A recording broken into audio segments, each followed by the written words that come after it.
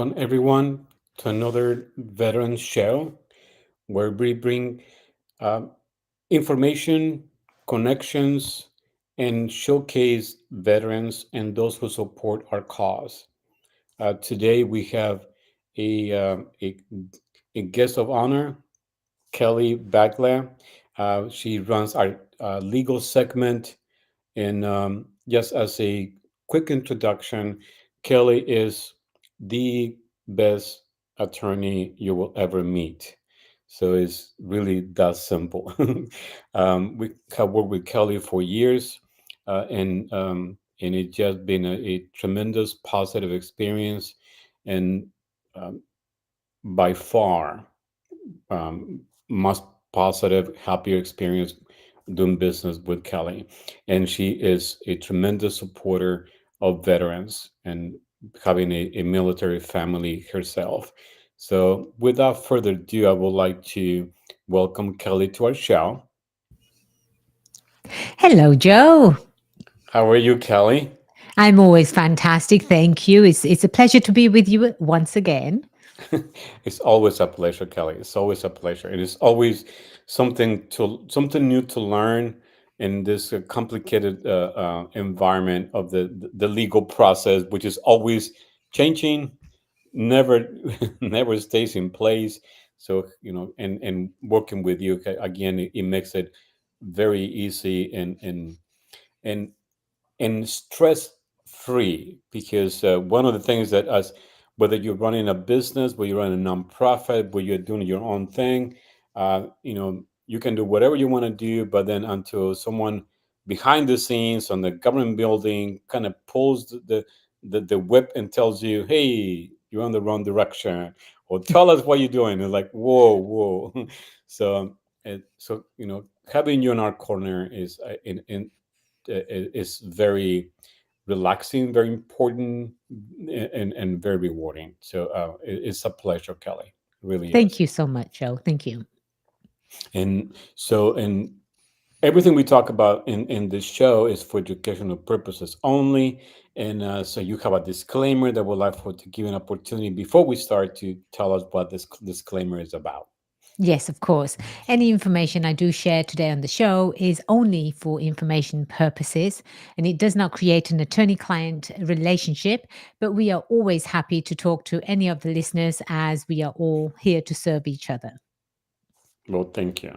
And because we will be talking today about the Real Property Fund, which is part of the American Dream Project, and it deals with real estate. We also want to disclaim the disclaimer that we're not real estate agents, that we're not brokers, that we're not mortgage lenders or anything like that. That we just bring information for educational purposes only, and as a chamber to connect the resources to those who need it. So with those two disclaimers out of the way, uh, we want to we wanted to continue our conversation that we started in last segment about the property fund, and one of the things that we wanted to kind of start with is saying why the property fund was created, and it was to kind of offset the challenges the military families are having, especially those who live in California or any other property areas with it is almost impossible for a single paycheck, a single earner paycheck really on the property. It is our belief that every military family, every veteran, and every teacher, every professional should have and should be able to provide a home for their family. We're not interested on so much in houses. We don't sell houses. We provide the ability to make it possible for people to own a home for their family. That's our drive. And so we wanted to, again, thank you because you're guiding us through the process on what to do, what not to do, what to say, what not to say. So, and today I think we're going to focus. I have a few questions, but I want us to kind of focus on and on resources that are available and how people can become involved and all that. So, with that, I'll give you the floor so you can talk to us about it. Perfect, Joe. Yes.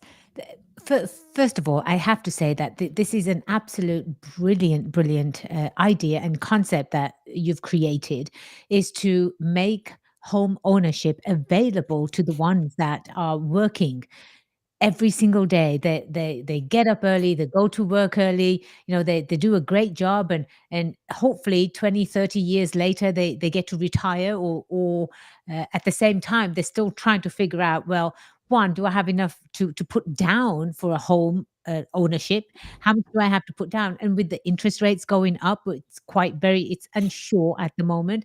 And plus, on top of all of this, Joe, it's that there are bidding wars out there on real estate, on condos, on townhomes, for God's sake, even on trailer homes. There Yes, big yes. wars. So it's the market right now is absolutely insane. It will obviously settle down because the real estate market, it's not going anywhere. It will just keep improving. And usually, as you and I have spoken about this, that one's home is their biggest asset that they will ever own. And so to become a homeowner, that's the right step in you living your own American life, right? Your American dream. That's exactly what America is founded upon, is entrepreneurs and owning your property because you've earned it. So in order for us to help others that are looking to own property, it could be their first home, it could be they're selling the first and upgrading. It could be either the downsizing. There's a concept that we're obviously exploring in further detail, and when it is time to roll that out, we will absolutely be sharing that with everyone. And it is called the Real Property Fund. Now, what the Real Property Fund was created for is exactly to help owners become homeowners. So, for example, instead of going to your traditional banks, where some of these people don't qualify for just a regular standard conventional mortgage, Joe. They don't qualify. One, because they don't either make enough money. Two, they don't have enough to put down, which is the biggest part.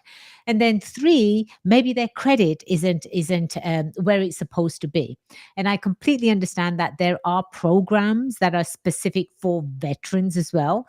But for the traditional family that is working, that you've got two people working and they still can't seem to find the down payment to put down on a home, and that's where the Real Property Fund comes in. So what we've created is a potential for this Real Property Fund to actually invest with the homeowner, where it could put down some or all of the down payment for the homeowner.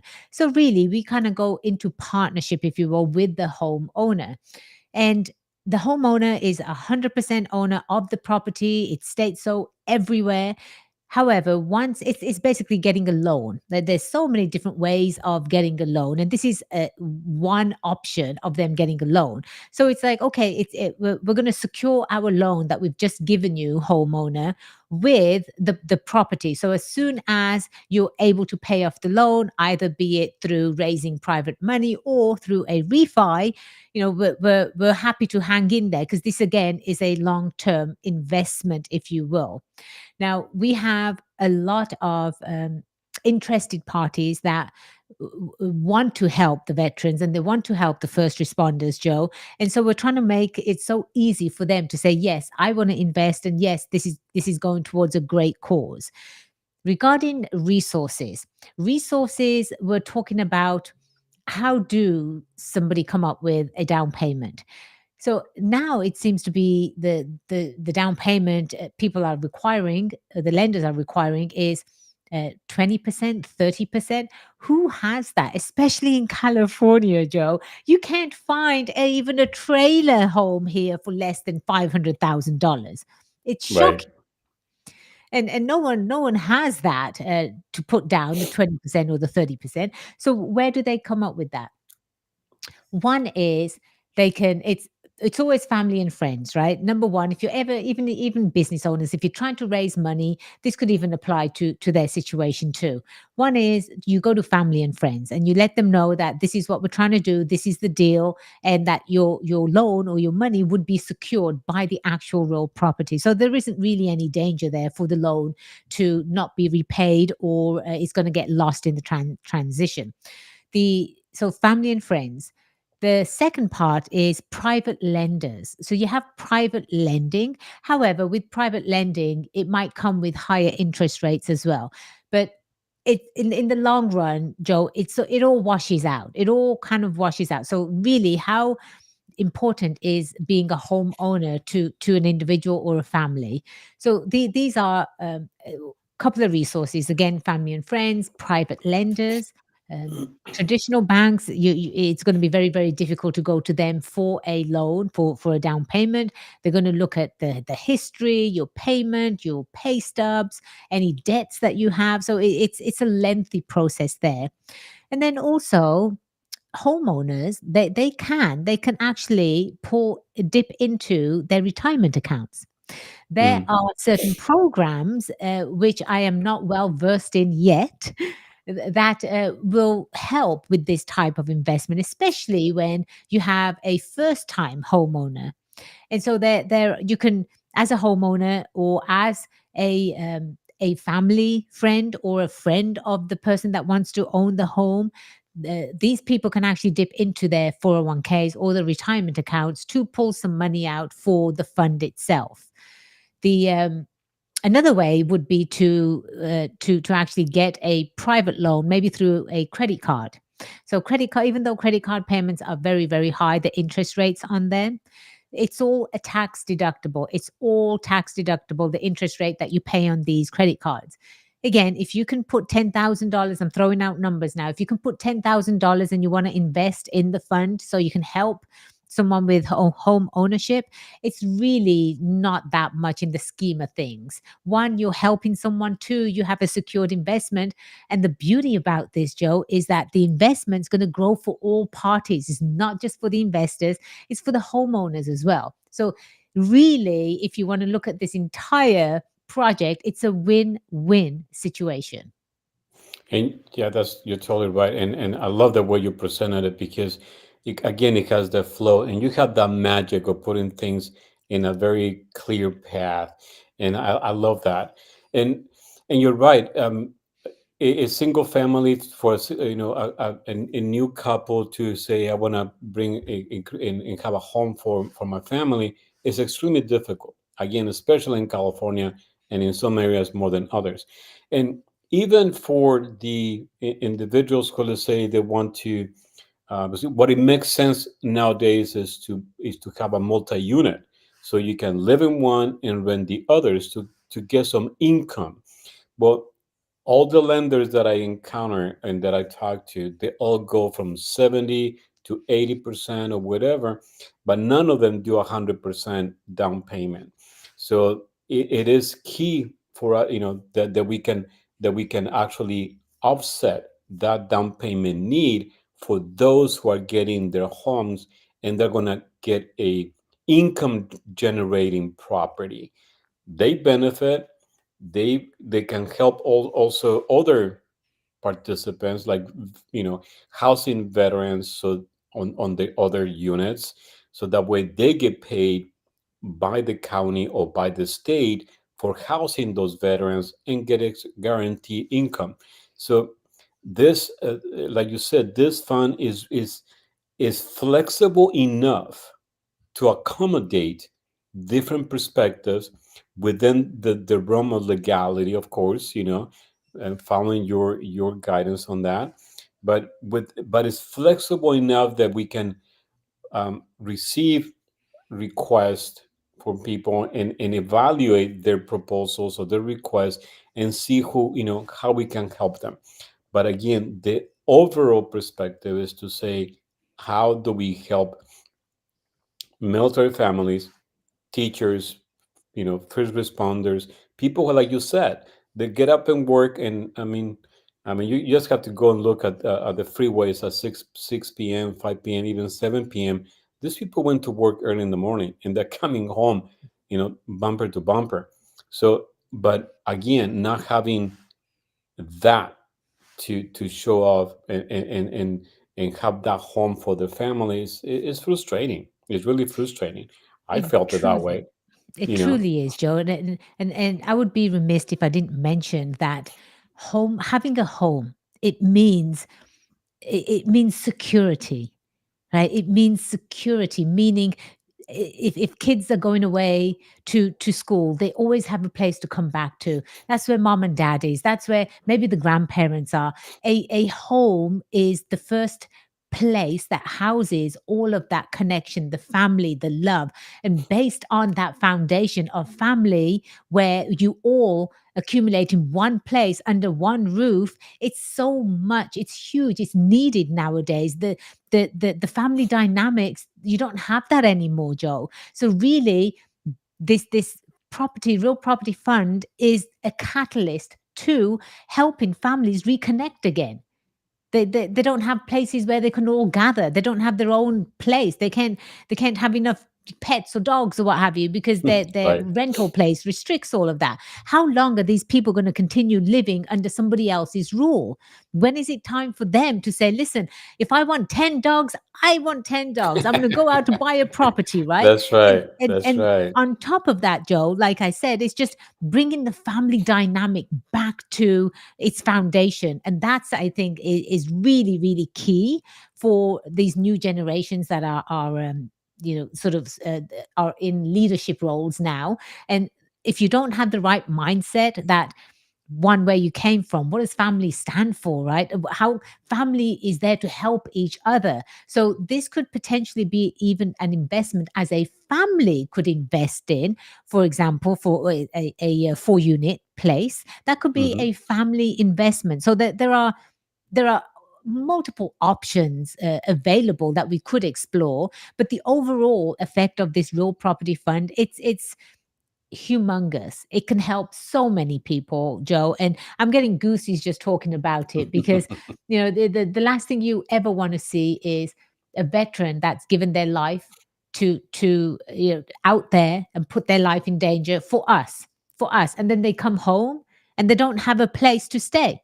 But where's the service in that? How dare we as a nation treat our vets like this, Joe? So clearly you can tell where my passion lies.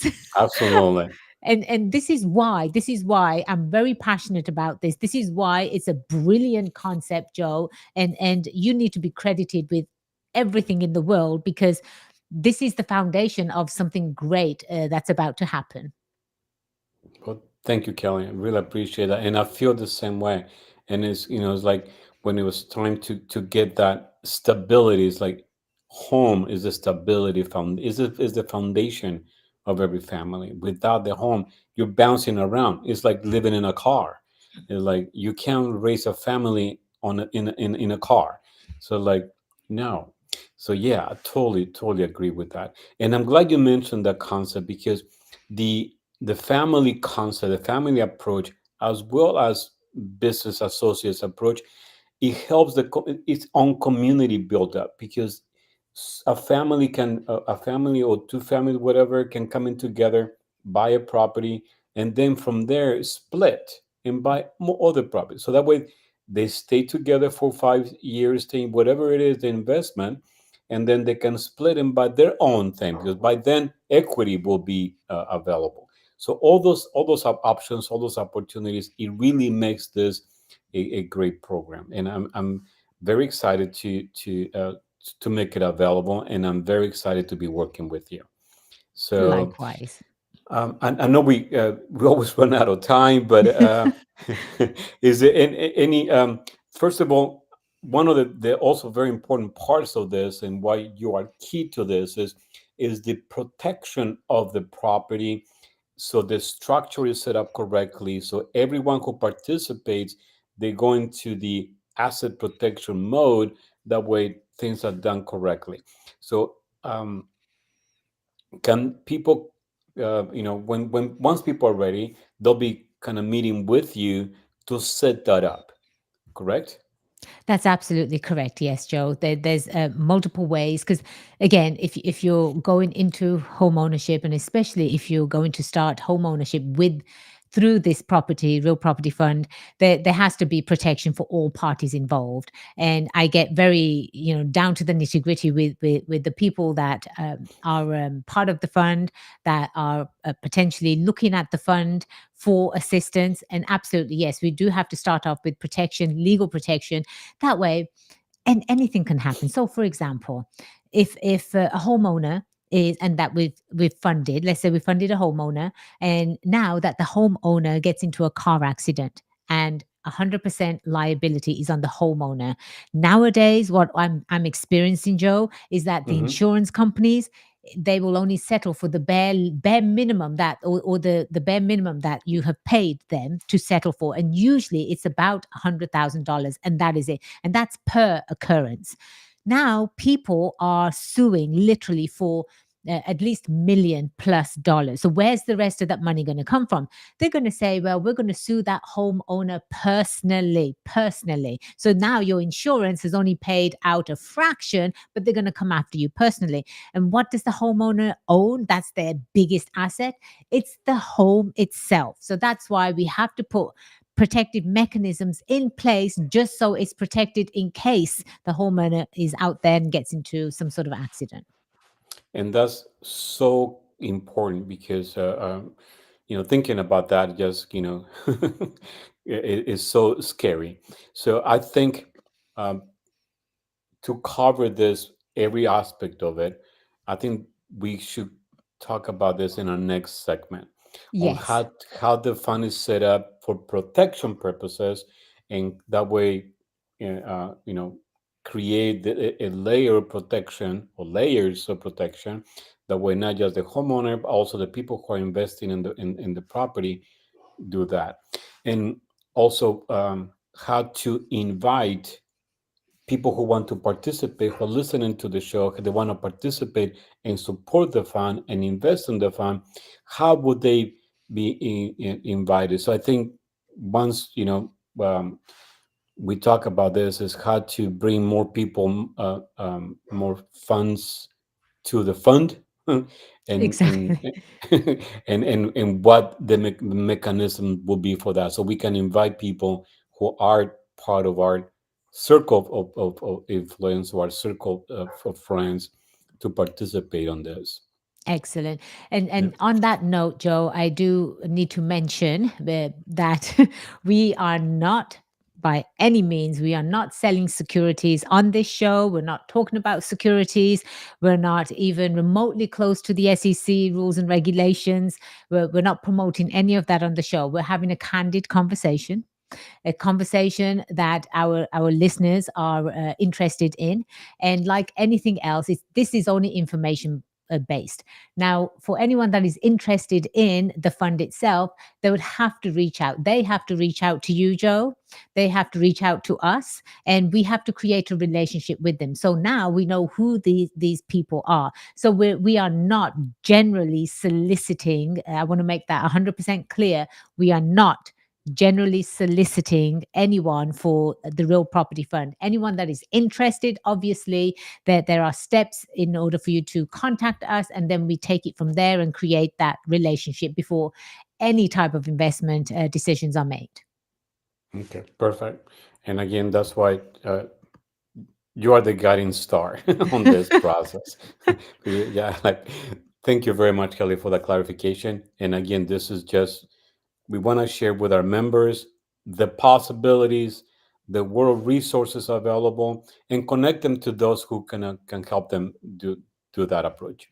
So I think we're out of time for this show. But again, in our next segment, we'll talk about more in detail the process, the flow, how families can participate and come together to benefit from what we have to offer.